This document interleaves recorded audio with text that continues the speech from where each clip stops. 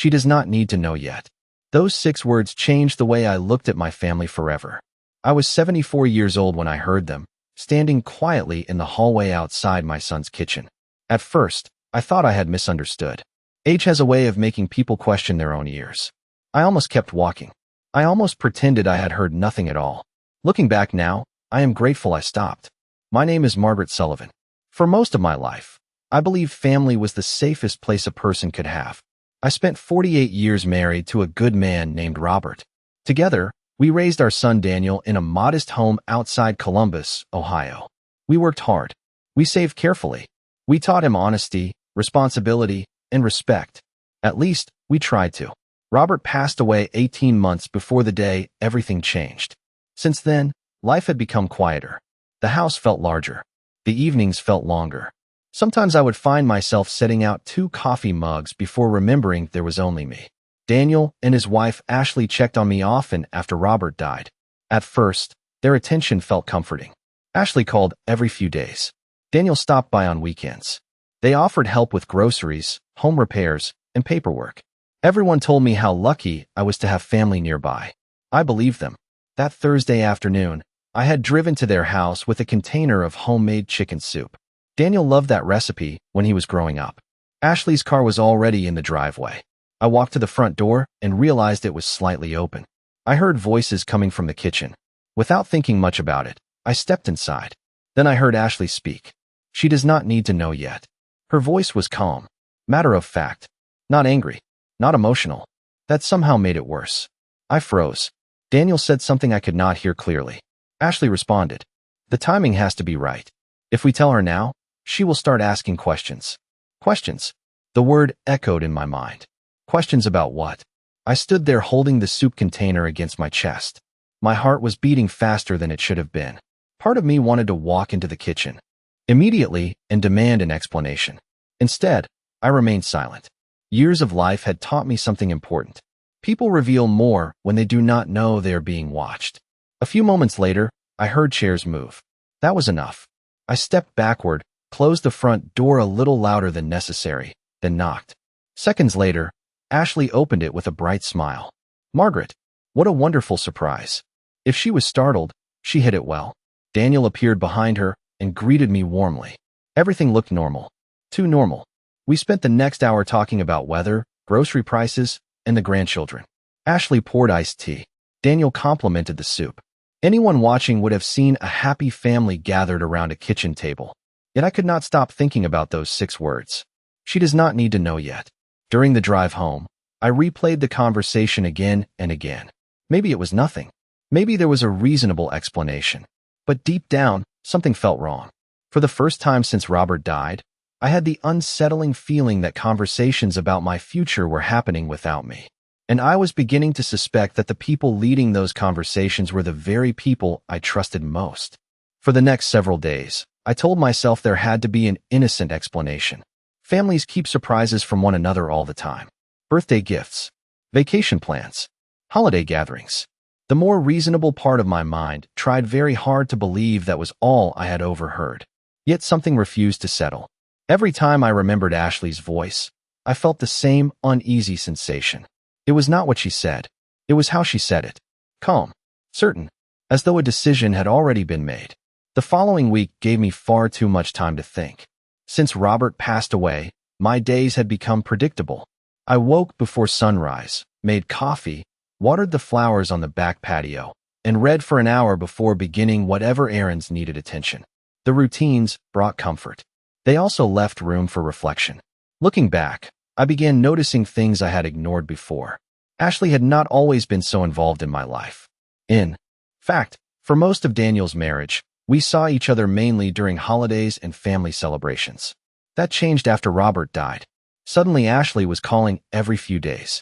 She wanted to know how I was feeling. She offered to help organize paperwork. She volunteered to accompany me to appointments.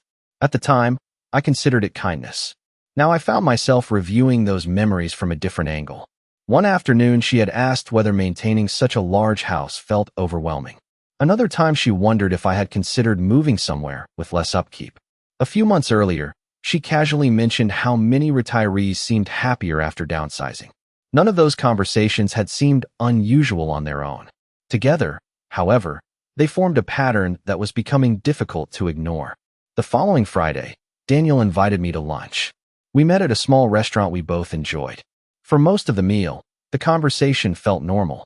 We talked about the grandchildren, local construction projects, and a recent baseball game. Then, almost casually, Daniel asked whether I had updated my important documents recently. I looked at him carefully. "What kind of documents?" I asked. He shrugged.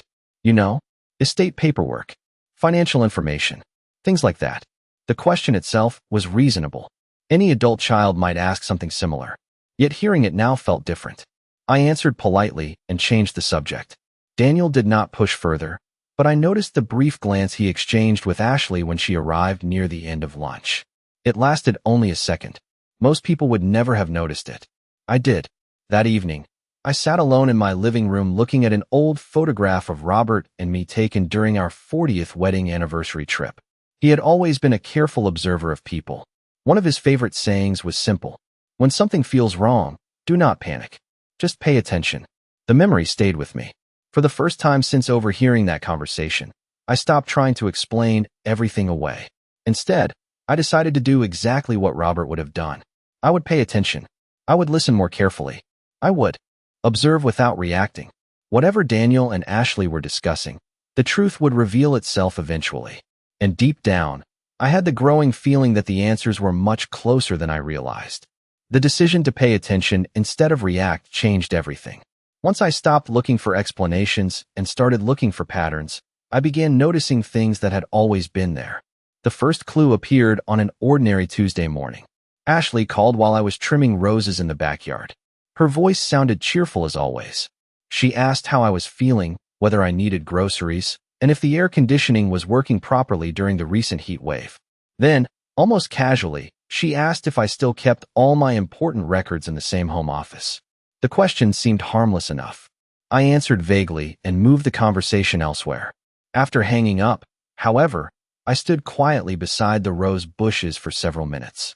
I could not remember Ashley ever asking about my records before Robert died. Later that week, another small moment caught my attention. Daniel stopped by unexpectedly after work. He brought coffee from my favorite cafe and spent nearly an hour talking with me on the patio. We laughed about old family vacations. We discussed the grandchildren's school activities. Everything felt comfortable, familiar. Then he asked whether I had considered hiring someone to help manage household expenses and paperwork. I smiled politely. "I have been managing them for 50 years, I said. Daniel laughed and agreed. Yet there was something uneasy behind his smile. It was almost as if he was testing the waters before bringing up a larger subject. By Friday, I found myself remembering other conversations from the past year. Comments I had dismissed. Questions I had ignored. Suggestions that seemed helpful at the time. One memory stood out more than the others. Several months earlier, Ashley had invited me to lunch. During the meal, she spent nearly 20 minutes talking about a retirement community located about 30 miles away. She described the walking trails, social activities, and maintenance-free homes. At the time, I assumed she was sharing information she found interesting. Now I wondered why she had seemed so invested in the topic. The following Sunday brought the first truly unsettling moment. After church, I attended a community fundraiser at the local recreation center. While speaking with friends, I ran into Carol Benson, a woman I had known for nearly 20 years. Carol worked part-time in real estate and knew many families throughout the area. During our conversation, she asked an unexpected question. "Have you decided to sell your house?" she said. I stared at her. "What makes you ask that?" Carol looked surprised. "I thought you were considering it. Someone mentioned that your family was exploring options." My stomach tightened immediately. "Who mentioned that?" I asked. Carol hesitated. "I do not remember exactly.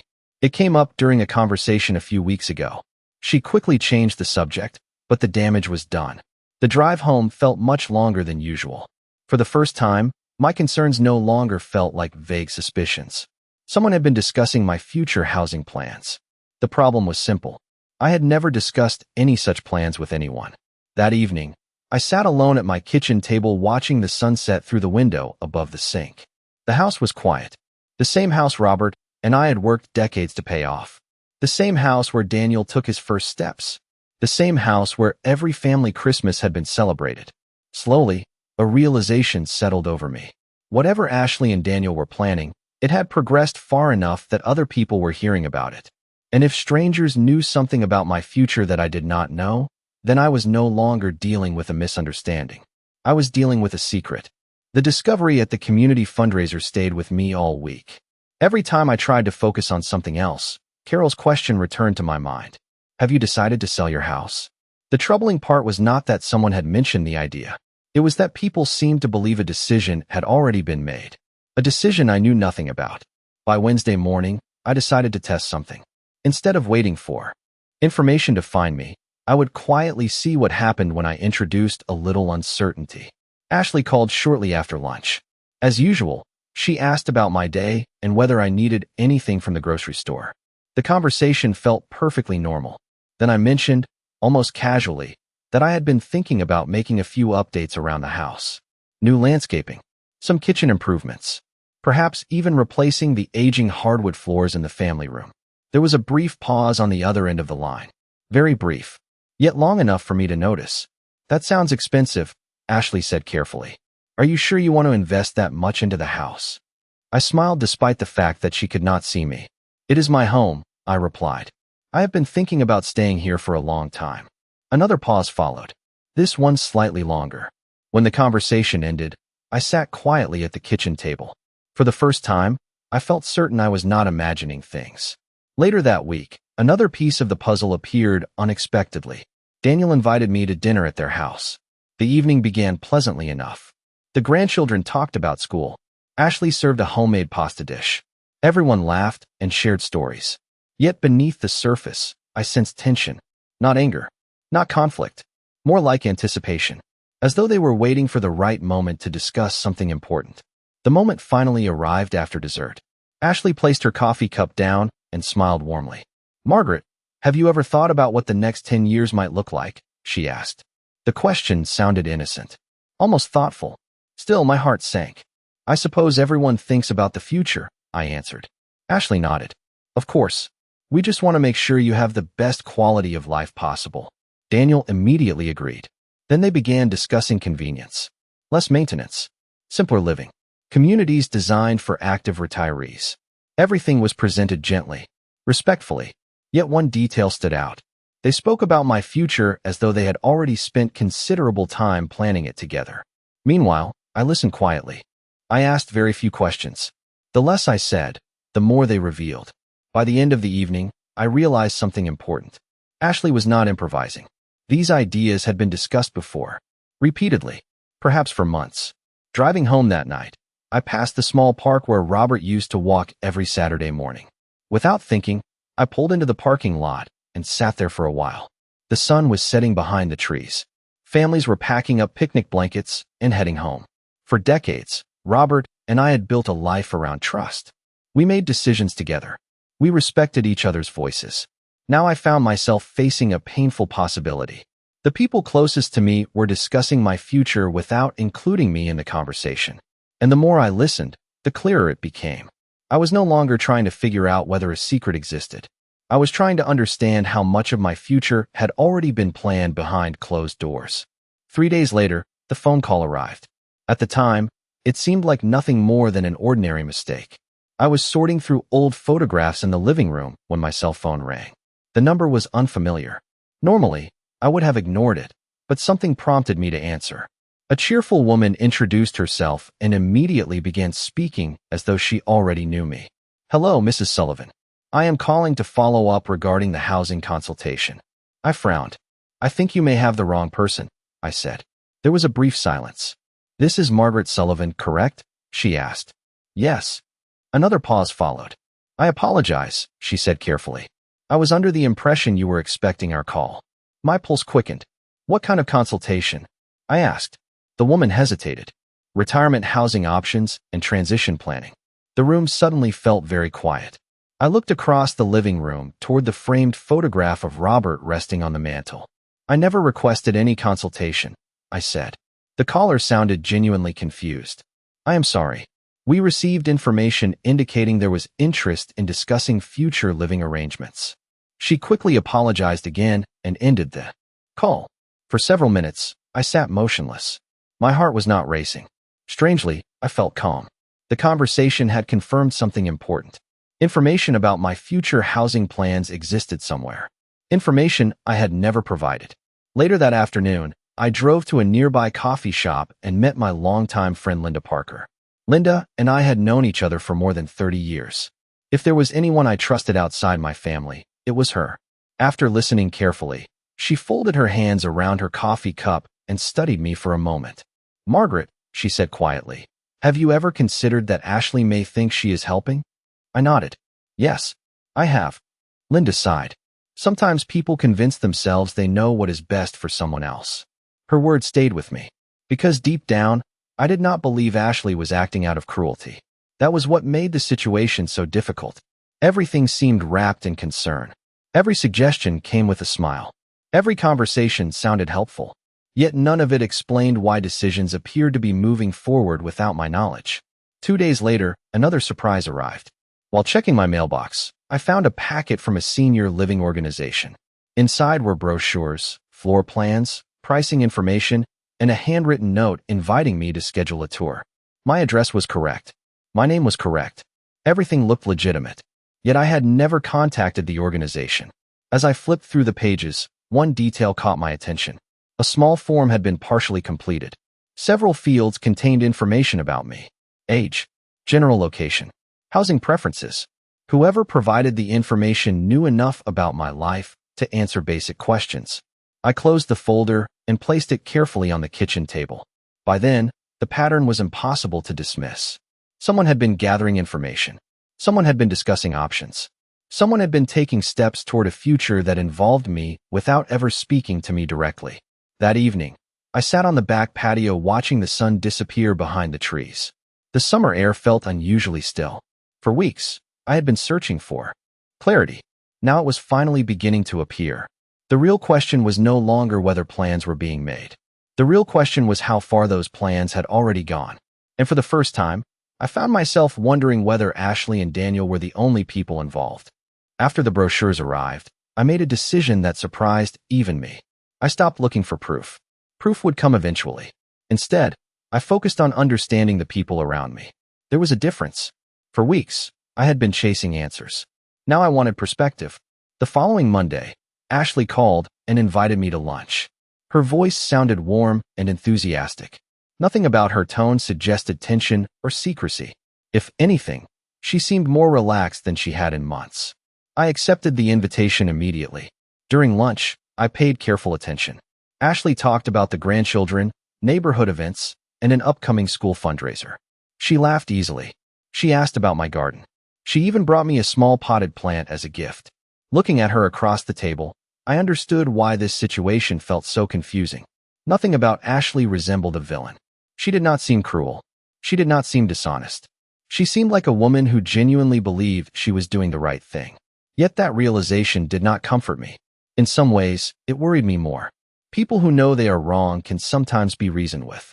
People who believe they are helping often become convinced they should make decisions for others. Near the end of lunch, Ashley brought up the subject again. This time she framed it differently. She talked about planning ahead. She talked about reducing stress for family members. She talked about avoiding difficult decisions during emergencies. Every point sounded practical, sensible even. Yet once again, I noticed something important. She spoke about my future as though the destination had already been chosen. The only remaining question seemed to be when I would agree to it. I smiled politely and listened. The less I argued, the more she revealed. When lunch ended, Ashley hugged me goodbye and thanked me for coming. Driving home, I felt strangely calm.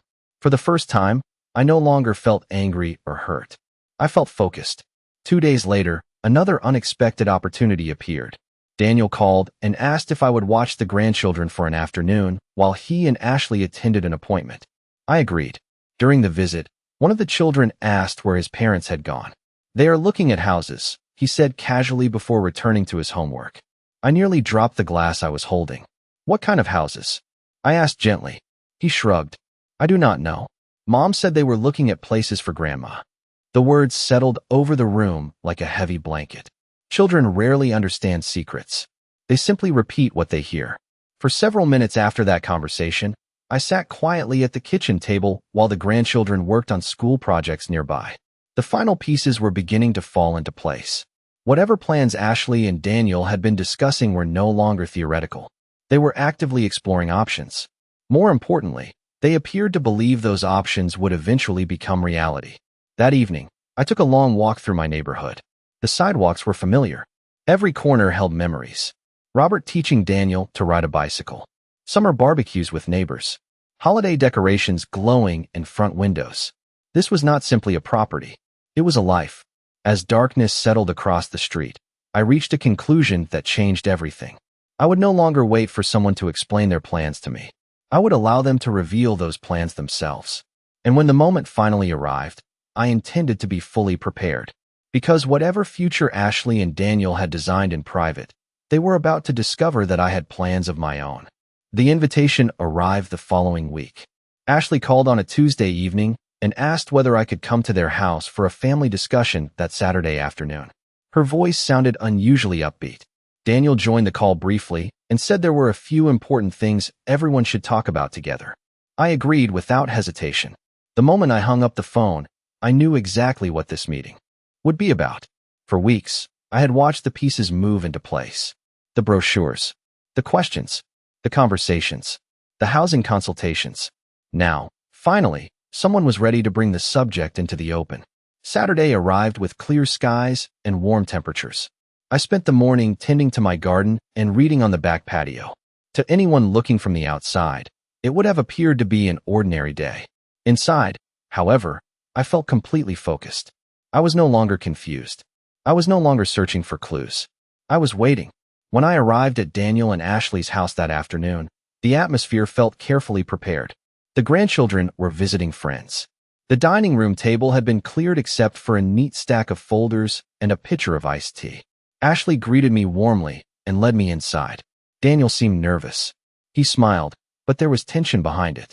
After a few minutes of casual conversation, Ashley folded her hands and began. She spoke about family. She spoke about planning ahead. She spoke about making responsible choices before circumstances forced difficult decisions. Everything sounded thoughtful, reasonable. Then she opened one of the folders. Inside were photographs of retirement communities, housing developments, and maintenance-free residences. I recognized some of the same materials I had already received in the mail. Ashley carefully explained the advantages of each option. Lower maintenance, greater convenience, built-in social activities, simplified living. Daniel occasionally nodded in agreement. Neither of them seemed aware that I had already pieced together most of the story. As the presentation continued, I noticed something important. Ashley rarely asked what I wanted. Instead, she explained what would supposedly be best for me. The distinction mattered. After nearly 20 minutes, she finally paused. "We just think this would make life easier," she said. Daniel leaned forward. "Mom, nobody is trying to pressure you. We only want to help." I looked at both of them quietly. Their faces showed concern, perhaps even sincerity. Yet I could not ignore everything that had happened over the previous months. If this was truly about helping, why had so many conversations happened without me? Why had strangers known about plans I had never discussed? Why had information been shared before anyone bothered asking my opinion? The room became silent. They were waiting for my reaction. Weeks earlier, I might have become emotional. I might have confronted them with every suspicion and every discovery. Instead, I simply smiled. "Thank you for putting so much effort into this," I said calmly. The surprise on Ashley's face appeared for only a moment. She had expected resistance. My composure left her uncertain. I slowly reviewed several pages before setting the folder aside. "I appreciate your concern," I continued. "And I agree that planning for the future is important." Both Ashley and Daniel visibly relaxed. They thought the conversation was going exactly as expected. They had no idea that I already knew far more than they realized. As the meeting came to an end, I gathered the materials and stood to leave. Driving home that evening, I felt an unexpected sense of peace. The future they had designed for me had finally been revealed. What they did not know was that my own plans were already underway. And very soon, they were going to learn that Robert had prepared me far better than anyone imagined. 2 days after the family meeting, I invited Daniel and Ashley to my house for dinner. Neither of them seemed surprised when I called. In fact, Ashley sounded relieved.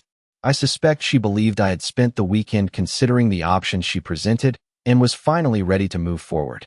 I did not correct that assumption. Sometimes people reveal the most when they feel confident about the outcome. I spent the afternoon preparing a simple meal. The same recipes my family had enjoyed for years. The same dining room where birthdays, holidays, and celebrations had been shared. Looking around the house, I felt a deep sense of gratitude. Every room carried memories. Every hallway reminded me of a different chapter of life with Robert. By the time Daniel and Ashley arrived, I felt completely calm. We enjoyed dinner first. I wanted the evening to feel familiar, comfortable. Only after the dishes were cleared did I bring out the leather file case Robert had left behind. Ashley noticed it immediately. Her eyes followed it as I placed it on the dining table. Daniel looked curious. The room grew noticeably quieter. Before we discuss anything else, I said, there are a few things you should understand. I opened the file case and removed several folders. Property records, estate documents, trust information, letters Robert had prepared years earlier. Nothing dramatic, just facts. Yet the atmosphere changed instantly. Daniel leaned forward. Ashley remained very still. I began explaining the protections Robert had built into our estate plan long before his passing. Certain assets were structured carefully. Major decisions required specific conditions. Important property transfers could not simply happen because someone thought they were a good idea. Robert had spent years preparing for possibilities neither of us could predict. As I continued, Daniel's expression slowly shifted from curiosity to surprise. More than once he glanced toward Ashley. She listened silently. For the first time since this situation began, she seemed uncertain about what came next.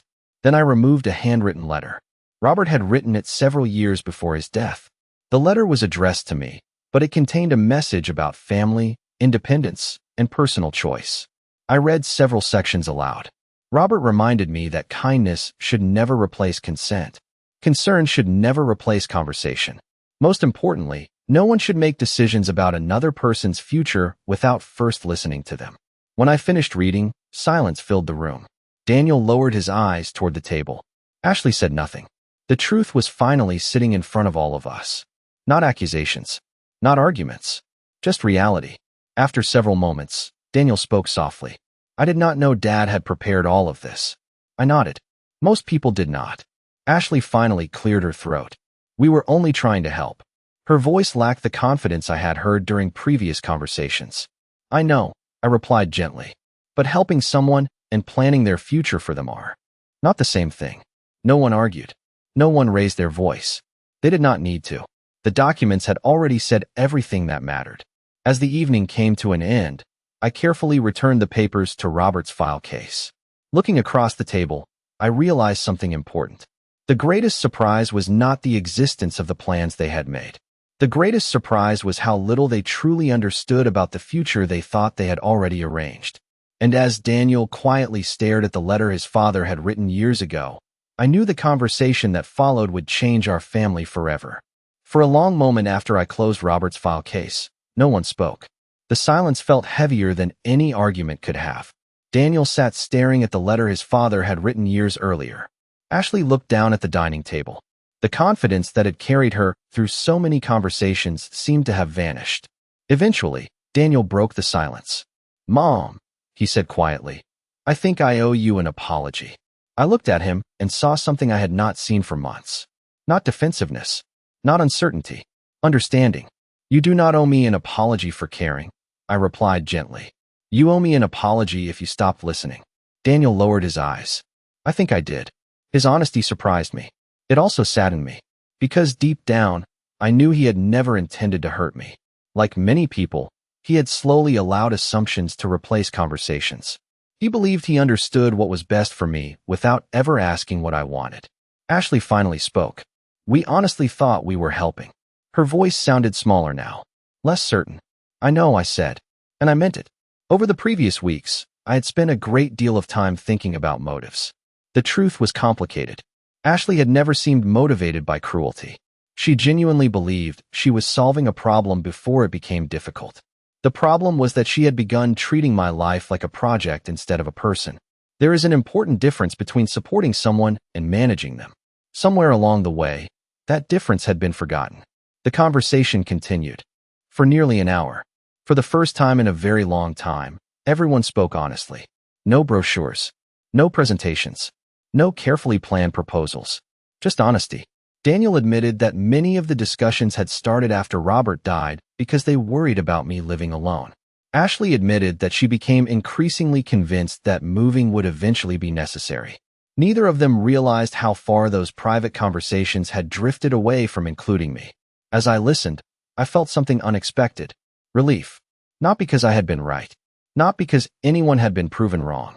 Relief because the secret was finally gone. Secrets create distance. Truth creates clarity. By the time they prepared to leave, the atmosphere felt completely different from when they arrived. Daniel hugged me at the front door. Before stepping outside, he paused. "Dad always trusted your judgment," he said quietly. "I should have done the same." I smiled. It is never too late to start. After they left, I walked slowly through the house.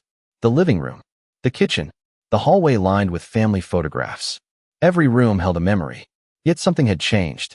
For weeks, I had felt as though other people were trying to write the next chapter of my life. That feeling was gone. The future belonged to me again. Later that evening, I sat on the back patio watching the last light disappear beyond the trees. The neighborhood was quiet. A gentle breeze moved through the yard Robert and I had cared for together for decades. I thought about family, about trust, about disappointment, about forgiveness. Most of all, I thought about a lesson I had learned far later in life than I expected. Raising a family does not guarantee everyone will always make the right choices. People make mistakes. People lose perspective. People sometimes confuse control with concern. But in the end, the truth has a way of revealing itself. I spent months believing I was losing my voice. Instead, I discovered it had been there all along. And as I looked out across the yard one final time before going inside, I realized something that brought me peace. I had spent my life building a family. What happened? Afterward taught me exactly who was willing to stand beside me and who needed to learn how. The difference changed everything.